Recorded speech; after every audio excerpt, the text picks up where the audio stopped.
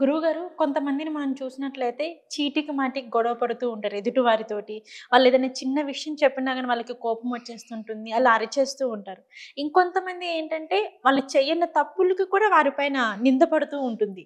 So, ఇట్లాంటి రకరకాలుగా ఉంటాయి. అలాగే కుటుంబంలో కూడా రకరకాలుగా కలహాలొస్తూ ఉంటాయి. ఇంట్లో వాళ్ళ చికాకులు గాని, తిట్టడం గాని, తప్పు లేకపోయినా గాని అవును. ఇట్లా నిందిస్తూ ఇట్లా ఉంటారు.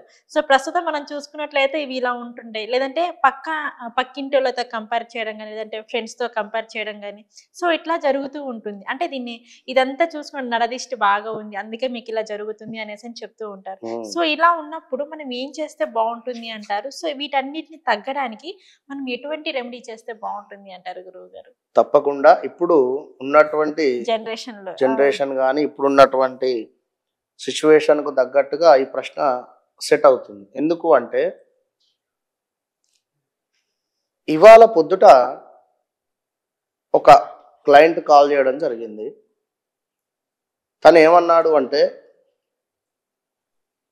బాధపడుతూ మాట్లాడాడు. ఓకే. తను వేరే ఛానెల్‌లో కెమెరామెన్. హ్మ్. అయితే తను గురువుగారు మాది ఇట్లా పలానా విలేజు. మా అమ్మ ఒక దగ్గరికి వెళ్ళి అడిగిస్తే, మా ఇంటికి చేతబడి చేశారని గాని, లేదా మీ ఇంటికి ఎవరో ఏదో చేశారు అని చెప్పి సమాధానం చెప్తూ ఉన్నారు అని అనేటువంటి పరిస్థితిని నేను విన్నా. వాళ్ళు ఫోన్ చేసి బాధపడుతూ మాట్లాడుతారు. సరే ఉంటవి. అలాంటివి ఉంటవి. ఉండవని కాదు. ఇక్కడ మన టైం బ్యాడ్ అయినప్పుడే ఎక్కడికైనా వెళ్ళి ఏమైనా అడిగితే మన టైం బ్యాడ్ ఉందనే అక్కడికి వెళ్ళాం. గుడ్ ఉంటే అవును. ఎందుకు వెళ్తాం? వెళ్ళలేం. ఇప్పుడు హాస్పిటల్‌కు మనం ఎందుకు వెళ్తామమ్మా? అవును. జ్వరం వస్తేనో ఏదైనా హెల్త్ ఇష్యూస్ వస్తేనే అక్కడికి వెళ్తాం. అవును. ఊరికే అయితే వెళ్ళం కదా! అవును. నాకు ఎట్లుంది? నా హార్ట్ ఎట్లుంది? లేకపోతే నా చెయ్యి ఎట్లా ఉంది గాని, లేకపోతే నా బ్లడ్ ఎట్లా ఉందో మనం ఏం చూసుకోం. అదేవిధంగా ఒక జ్యోతిష్యులను కలుస్తున్నా అది ఇక్కడ ప్రేక్షకులు గమనించాలి. వీరు జ్యోతిష్కులా? లేదా ఏమైనా పూజలు చేసేవారా? లేదా వీరు నిత్యము దేవతా అర్చనలో ఉండేటువంటి వారెవరు కూడా భయపెట్టరు ఎవరిని. హ్మ్. ప్రతిరోజు సంధ్యావందనం చేసుకునేటువంటి వారు కానీ, ఒక దేవతా అర్చనలో ఉండేటువంటి వారు కానీ, ఉపాసకులు కానీ, ఎవరిని మీకు ఇట్లా అయిందని, అట్లా అయిందని గాని, ఇట్లా ఉంటుంది ఈ పూజ ఎవరు చెప్పరు. హ్మ్. విన్నారా? ఇప్పుడు తెల్ల చీర కట్టుకున్నదల్లా నా పెళ్ళామే అంటే ఎవరేం చేయలేరు. ధోతి కట్టుకున్న వాళ్ళందరూ బ్రాహ్మణులు అంటే ఎవరేం చేయలేరు. అవును గురువుగారు. ఉన్నారు ఇట్లా చాలా మంది ఉన్నారు. ఖచ్చితంగా. ఇప్పుడు కొందరు కొన్ని ప్రదేశాలకు వెళ్ళకూడని ప్రదేశాలకు కూడా ఈ ధోతుల మీద వెళ్ళేటువంటి వారు ఉన్నారు. అవును. దీని మూలకంగా అందరికీ మాట వస్తుంది. ఖచ్చితంగా. కనుక ఎవరు మీరు ఒకసారి అర్థం చేసుకోండి. ఇక్కడ ఇవాళ రేపు యూట్యూబులలో కూడా జోక్ అయిపోయింది. మొన్న ఎవడో మన షార్ట్ వీడియోలో నేను జ్యోతిష్యం చెప్తాను అని చెప్పి ఒక దొంగ జ్యోతిష్కునిలాగా ఈ పూజ అని ఆ పూజ అని ఏదో చెప్పేటువంటి విధంగా ఒక కంటెంట్ క్రియేట్ చేసుకొని, అంటే వీళ్ళని అడిగేవారు ఎవరు లేరు. వీరిష్ట మొన్న ఏమిటి వివాహం ఎక్కడో పెళ్లిలో వివాహ సమయంలో ఒక పెద్ద ఆయనకు ఆల్రెడీ మన వాళ్ళు వెళ్ళి వాళ్ళని అడగడం జరిగింది. బ్రాహ్మణుడు వాళ్ళ ఇంటికి వెళ్ళి వార్నింగ్ కూడా ఇవ్వడం జరిగింది వారికి. విన్నారా? ఇలాంటి అంటే ఎవరు ఏంది అనేది గ్రహించుకోవాలి. ఇక్కడ వీళ్ళ పేర్లు ఎందుకు చెప్పడం కానీ, మీ నక్షత్రం కానీ లేదా మీ రాశి కానీ తెలియనోళ్ళు కూడా మీ గురించి చెప్పేస్తారు. అది ఎట్లా? ఇప్పుడు నువ్వు అక్కడికి పోయిందే బ్యాడ్ ఈవెంట్, నీకు బాగాలేదు, గత కొంతకాలంగా నువ్వేం పని చేసినా జరగడం లేదు, నీకు ఏం చేసినా ఏది ముట్టుకున్నా కూడా మా మషే, నీకు ఇంట్లో గొడవలు బయట గొడవలు, ఒక పాట పాడతారు కదా, అరే నేను నిజమే చెప్తాను అనిపిస్తుంది మనకు. అవునా కాదా? ఇట్లాంటివి నాకైతే ఎదురైంది, నేనైతే విన్నా. ఓకే. ఇలా మోసపోకండి. ఏదైనా ఉంటే ఒకసారి 1 డే ఆగండి. ఆగి నా సమస్యకు కరెక్ట్ పర్సన్ నా గురువు గారేనా కాదా అని ఒకసారి మీరు క్వశ్చన్ వేసుకోండి. మీ అంతరాత్మను వేసుకొని ముందుకు వెళ్ళండి. వేరే ఒకతను నూతన్ ప్రసాద్ నాకు మొన్న ఒక కాల్ చేసిండు. వేరే ఎవరో కాల్ చేస్తే ఏదో రుద్రాక్ష ఇస్తా మీకు, ఈ రుద్రాక్ష దగ్గర పెట్టుకొని బాగుంటుంది అని చెప్పి రుద్రాక్ష ఇచ్చిందట. ఆ రుద్రాక్షకు వేలే.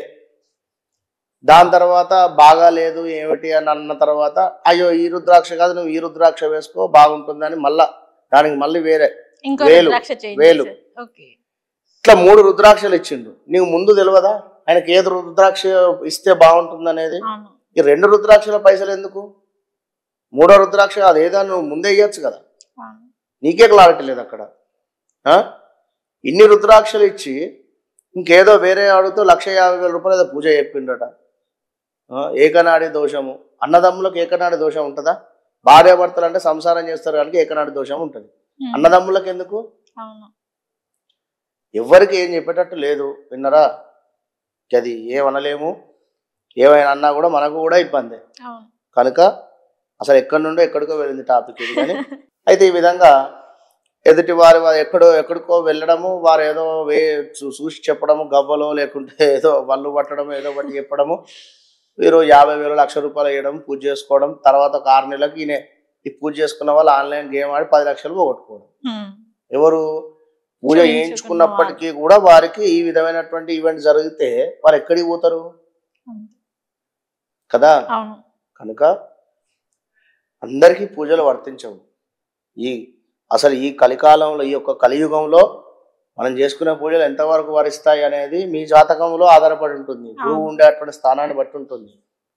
తరచూ గురువును తిట్టేటువంటి వారు కానీ, గురువు మీద అపనిందలు చేసేటువంటి వారు కానీ ఏ పూజ చేసుకున్నా ఫలితం రాదు వారికి.